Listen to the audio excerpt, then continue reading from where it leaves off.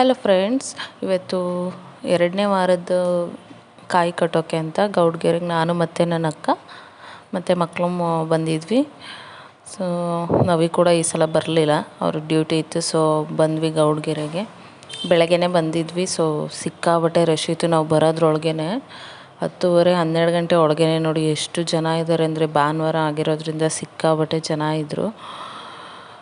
ಅಲ್ಲಂತೂ ಕಾಲಿಡೋಕ್ಕೂ ಜಾಗ ಇರ್ತಿರ್ಲಿಲ್ಲ ಮುಂದ್ಗಡೆ, ಅಷ್ಟು ತುಂಬ ರಶ್ಶು. ಭಾನುವಾರ ಆಗಿರೋದ್ರಿಂದ ಎಲ್ಲ ಕೂಡ ಬಂದಿದ್ದರು.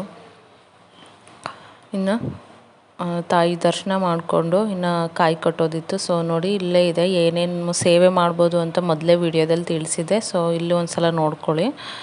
ಇನ್ನು ಕ್ಯೂ ಅಲ್ಲಿ ನಿಂತ್ಕೊಂಡು 50 ರೂಪಾಯಿ ಕೊಟ್ಟು ಕಾಯಿನ ತೊಗೋಬೇಕಾಗತ್ತೆ.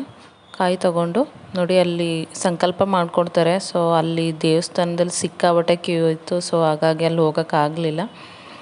ಹೋಗಿ ಇಲ್ಲೇ ಬಸಪ್ಪನವರ ಗದ್ದಿಗೆ ಅಂತ ಇದೆ. ಸೊ ಅಲ್ಲೇ 7 ಸುತ್ತು ಪ್ರದಕ್ಷಿಣೆ ಹಾಕಿ ಕಾಯಿನ ಕಟ್ಟಬೇಕಾಗುತ್ತೆ. ನೋಡಿ ಎಷ್ಟು ಜನ ಕಟ್ಟಿದ್ದಾರೆ ಅಂದರೆ, ಸಿಕ್ಕಾಬಟ್ಟೆ ಜನ ಕಟ್ಟಿದ್ದಾರೆ. ನೋಡಿ, ಇಲ್ಲೇ 7 ಸುತ್ತು ಪ್ರದಕ್ಷಿಣೆ ಹಾಕಿ ನಾವು ಕೂಡ ಕಾಯಿನ ಕಟ್ಟಿದ್ವಿ. ಅಲ್ಲಿ ತಾಯಿ ಹತ್ರ ಹೋಗೋದಕ್ಕಾಗಲಿಲ್ಲ, ಸಿಕ್ಕಾಪಟ್ಟೆ ರಶ್ ಇತ್ತು. ಸೊ ಹಾಗಾಗಿ ಇಲ್ಲೇ ಕಟ್ಟಿದ್ವಿ. ಇಲ್ಲೇ ಪೂಜೆ ಮಾಡಿಕೊಂಡು ಇನ್ನು ತೀರ್ಥ ಸ್ನಾನ ಕೂಡ ಇತ್ತು. ಅಲ್ಲೇ ಎಲ್ಲ ಸ್ನಾನ ಮಾಡಿಸ್ತಾಯಿದ್ರು.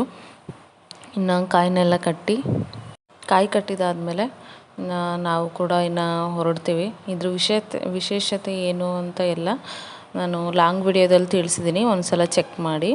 ನಾವು ಊಟಕ್ಕೆ ಹೋಗೋಣ ಅಂತ ಊಟಕ್ಕೆ ಬಂದ್ವಿ. ಸೊ ಇನ್ನು ಎಲ್ಲರೂ ತುಂಬ ರಶ್ ಇತ್ತು ಜನಗಳು. ಅಲ್ಲಿಂದ ಊಟ ಎಲ್ಲ ಮುಗಿಸ್ಕೊಂಡು ಇನ್ನು ಇವರಿಬ್ಬರು ಐಸ್ ಕ್ರೀಮ್ ತಿಂದ್ಕೊಂಡ್ರು. ಸೊ ಊಟ ಮಾಡಲಿಲ್ಲ.